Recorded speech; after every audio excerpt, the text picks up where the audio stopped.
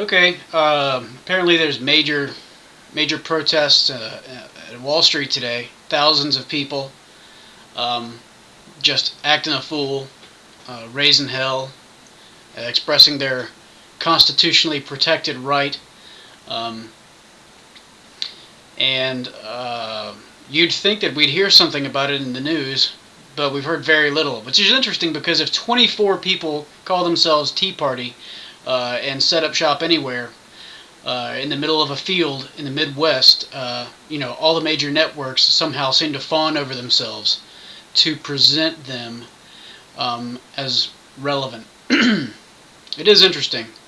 But even more interesting is the fact that there's been a communication flurry on Twitter and on Facebook, uh, enough so that you would expect that the topic and the hashtag Occupy Wall Street would be trending, but it isn't, which means that uh, the metrics, the system used to measure activity on Twitter and Facebook, isn't directly coupled to reality, but apparently there's some mediating factor involved there.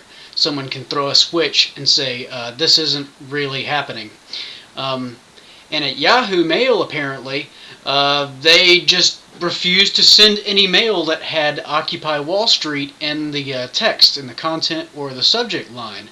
So the takeaway from this cannot be other than um, this. If you imagined that the internet and social media was exemplifies a new era that tears down the walls. Information wants to be free, and there's no longer the possibility of a top-down politico media information embargo.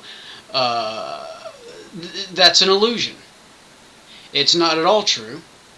Um, and this is what's happening today, or rather, what's not happening, is the proof of that.